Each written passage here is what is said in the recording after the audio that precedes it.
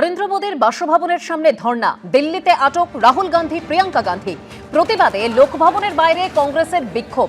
লোকভবনের north গেটের সামনে মিছিল আটকে দেয় পুলিশ। ব্যারিকেড করে কংগ্রেস কর্মী সমর্থকদের মিছিলে বাধা দেওয়া হয়। রাস্তায় বসে বিক্ষোভ কংগ্রেস কর্মী সমর্থকদের।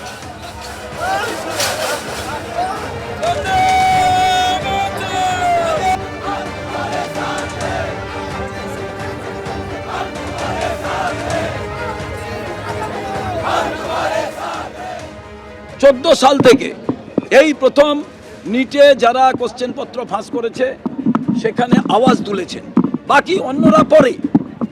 আর রাহুল গান্ধীর এই আওয়াজে ভয় পেয়ে গেছে বিজেপি সরকার। আমাদের মূল দাবি আজকে ধর্মেন্দ্র প্রধানের পদত্যাগ। পার্লামেন্টের ভেতরে এটা নিয়ে আলোচনা করতে হবে।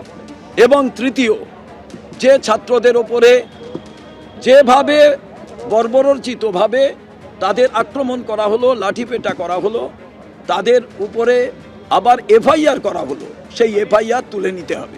পুলিশের ভূমিকাটা অগণতান্ত্রিক এবং অ্যাডমিনিস্ট্রেশন যেভাবে কাজ করছেন তাতে আমরা মনে করি পুলিশের এই ভূমিকা যদি থেকে যায় ভারতবর্ষের বুকে, তাহলে অলরেডি আমরা বলেছি যে ভারতবর্ষে বিজেপি সরকার আসার পর থেকে গণতন্ত্রকে শেষ করার একটা চক্রান্ত চলছে এবং গণতন্ত্রকে মানা হচ্ছে না।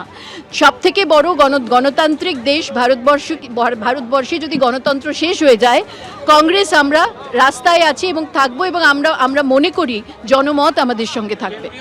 রাজ্যে টাটা ফিরবেই, বিধানসভায় শিল্প বার্তা শিল্পমন্ত্রী তাপস রায়ের। টাটার কাছে যেতে হলে আমি নিজে যাব, রতন টাটা বেঁচে থাকলে পায়ে ধরে নিয়ে আসতাম। টাটা, বিড়লা, আদানির কাছেও যাব বাংলার নতুন প্রজন্মের জন্য।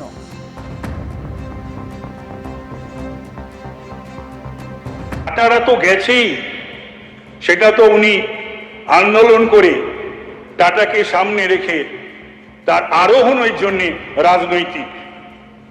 কিন্তু আমরা যাব, চিন্তার কোনো কারণ নেই। মুস্তাফিজুর রহমান, বাংলায় শিল্প হচ্ছে, বাংলায় শিল্প হবে। যদি যেতে হয় আমি যাব, এবং রতন টাটা তো বেঁচে থাকলে আমি পায়ে ধরে তাকে নিয়ে আসতাম। বাংলার জন্যে মাথা হেঁট হওয়া নয়, বাংলার নব প্রজন্মের জন্য, বাংলার শিল্পের জন্য আমি যাব নল টাটার কাছে, আমি যাব চন্দ্রশেখরজির কাছে, আমি যাব অভিমান হতো